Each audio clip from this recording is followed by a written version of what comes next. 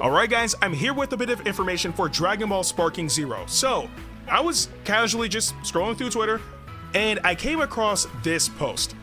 And it seems as if we had some people have the opportunity to actually talk to some of the developers of Dragon Ball Sparking Zero. So we do have a few extra tidbits of information concerning the game. Now, before I get into it, I do just want to give a shout out to everybody. So we do have thanks to Luan Super Saiyan, hopefully I said that right, Sofian Lageek, and Yakais. If I butchered your names, I apologize in advance. I am so sorry. But again, it's thanks to these guys that we have the interview and the translation as well. So we're gonna get straight into the information. Let's get to it. So the very first thing is Jun Furutani takes the reins as producer of Sparking Zero, but remains under the supervision of Ryo Mito, producer of the Dragon Ball Budokai Tenkaichi series, who validates the direction and choices of the new Budokai Tenkaichi. So pretty much we have Jun Furutani taking the reins as the producer of the game, but regardless of that, Ryo Mito pretty much is still in control. So we can tell by default that when it comes down to Sparking Zero, it's going to be as authentic to Tenkaichi as possible. Again, even though it's not a mainline game, we don't want another scenario like Ultimate Tenkaichi. I think we'd be all good without that, personally speaking. The team is open to criticism and made up of enthusiasts, with Jun Furutani himself being a fan. So pretty much the team loves Tenkaichi, so they're just gonna follow that notion. The local split screen mode won't be available after all, not because of the developers, but because of problems with Sony and Microsoft, which complicate the split screen adaptation.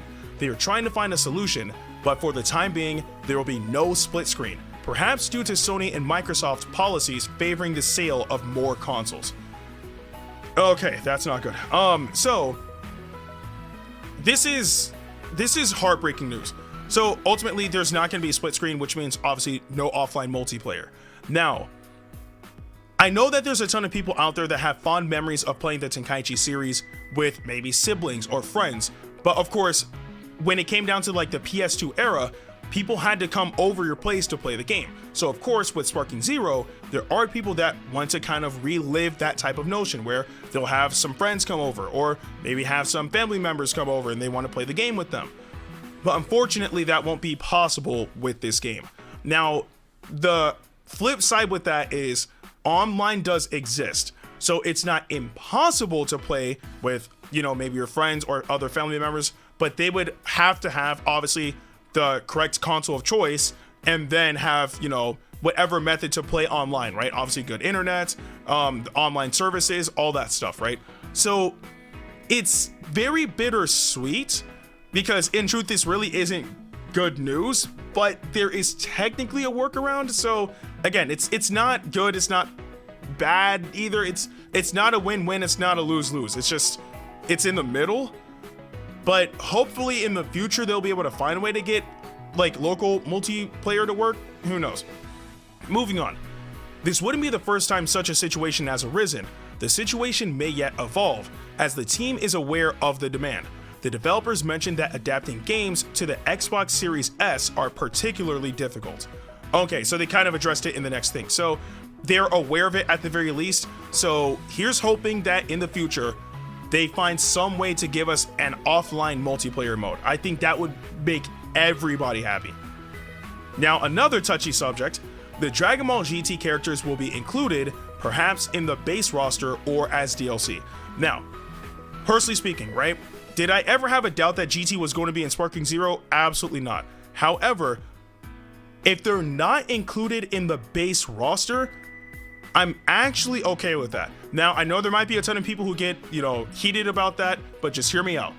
When it comes down to Dragon Ball Sparking Zero, it's very clear that the main focus in terms of the Dragon Ball series that they're trying to include in this game is Dragon Ball Super. And the reason being is because Super has never been in a Tenkaichi game before, but GT has. So when it comes down to either sticking with the canon or adding something that's non-canon, it makes sense that they would take out something that's non-canon and add that in later. Because remember, GT's not canon at all. So is it Am I happy about this? No. Again, I would love for them to be on the base roster, but if they were added as DLC, I don't have an issue with that. And not only that, 3 games of Modern Time have done that already, and that's Xenoverse 1, Xenoverse 2, and Dragon Ball FighterZ. So I'm not really too worried about all of that, because at the end of the day, they do have to earn money somehow to keep the game going for a long while, and DLC would be the way to do it, and they have to be able to sell us something. So if GT is going to be that, then so be it. Moving on. The game will also include fusions, Gogeta, Vegito, Gotenks. That's self-explanatory. All of them are canon, so there's that. There is no precise release date at the moment. The team is working on the game and wants to avoid rushing to release an incomplete game. They're taking their time, envisioning a release in late 2024 or 2025. So this is something that I also predicted as well, because when it comes down to Dragon Ball games as of late, if they don't release in like the early months of a year, then it usually releases in the later months of the year. So again, 2024 to 2025 makes a bit of sense.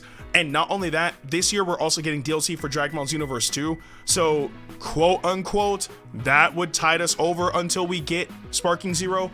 But this isn't unrealistic at all, because if it's not late 2024, then personally I would say early 2025 for sure. A full story mode will be present, following and evolving from Tenkaichi 3. Makes sense. Tenkaichi 3 story mode was very, very good. So of course, if they continue with that, I have no issue with that whatsoever. Graphics have been improved over trailers already seen. The even better...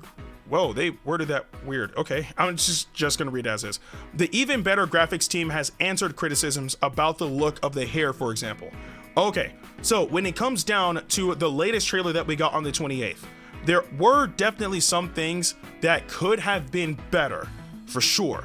One of which were the hair models. And not only that, there was issues concerning glitches specifically with the hair. So I'll list all of that right now. So when it came down to the hair glitches, we saw that twice in the trailer. Once with Goku versus Vegeta Scouter. When Vegeta Scouter was landing a combo against Goku, his hair actually got knocked off of his model. And then another time with Super Saiyan 2 Vegeta versus Super Saiyan 2 Goku, when he shot those ki blasts at Goku, during one specific frame, you can see Goku's hair get knocked off of his model. And not only that, but certain images or certain frames when it came down to the hair didn't really look that good. And I have 2 specific instances, one of which was with Majin Vegeta. The move he was using, I mean, if you call it Atomic Blast or Final Impact, both of those names are correct. But when he was utilizing that move, there were a few frames where his hair just kind of looked all over the place and it was moving unnaturally, and it didn't really look that good. And another issue was how muddy the texture of Super Saiyan Goku's hair looked, specifically Goku Mid Super Saiyan, and how his hair texture looked. It looked kind of muddy, and I understand what they're going for, because it's, you know, the fluffy hair version of Super Saiyan Goku, but they definitely could improve how it looked. So again, I'm at least glad that what we saw is nothing compared to what is current with the I don't even know what to say model, but the current build of Sparking Zero that they're working on looks nothing like what we saw during the trailer that we got on the 20th. So there's that. The outfits will be able to deteriorate during battles, and the fights are designed to be longer than old ones. Makes sense. Newer game, bigger stakes. Of course, it wanted to be more grandiose. No issue with that whatsoever. Ryo Mito remains the project's main decision maker. We kind of talked about that earlier on. The game's cover art is already ready and features the style of the old designs, potentially those by Nakatsuru. Okay, so look, I don't really know about, Tenkaichi 1. I don't really know about Tenkaichi 3, but Tenkaichi 2's, Tenkaichi 2's cover art was immaculate, right? Well, okay, Tenkaichi 1's cover art wasn't bad. Tenkaichi 3's kind of just threw characters on the box, but like Tenkaichi 2's was immaculate. If we get like cover art similar to that, I'm all down for that. Like, that art was gorgeous, man. Holy. Several other trailers will be released over the coming months, each time presenting something new. That's very self-explanatory. I mean, and not only self-explanatory, it's also obvious. Characters from the Dragon Ball movies will be included, up to and including Beast Gohan, probably. Okay, that probably obviously makes things shaky. Now, again, when it comes down to Dragon Ball Super Superhero, that is the newest content we have for Dragon Ball in general. So if that is not base roster, I am not pressed about that whatsoever. I'm not, because again, it's the newest content. And of course, with it being the newest content, as of right now, because obviously Daima's not out yet, but with it being the newest content, if they want to monetize that, it completely makes sense. Now, personally, obviously, I would want that to be on the base roster. Everybody would lose their minds if Beast Gohan was on the base roster, alongside maybe Orange Piccolo, Cell Max, and other characters as well. Of course, the Gammas too. But if it's not, I understand, both as a consumer and on a business standpoint, it's new content. If they want to monetize it, they absolutely can. It makes sense. A special effort is being put into the backgrounds for better immersion, as the human eye is more receptive to immersion thanks to the backgrounds.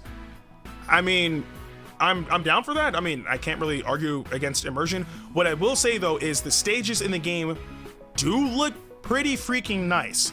And not only that, I don't know if you guys have noticed, but when it came down to characters utilizing like their super attacks, the way how the camera pans and whatnot, and like there's a bit of blur, like it does feel a bit more immersive. Again, like a prime example of that would be Vegeta when he was using Final Impact. Like the camera kind of like blurred in the background and like, you know, kind of focused on Vegeta. Like that's really good immersion, right?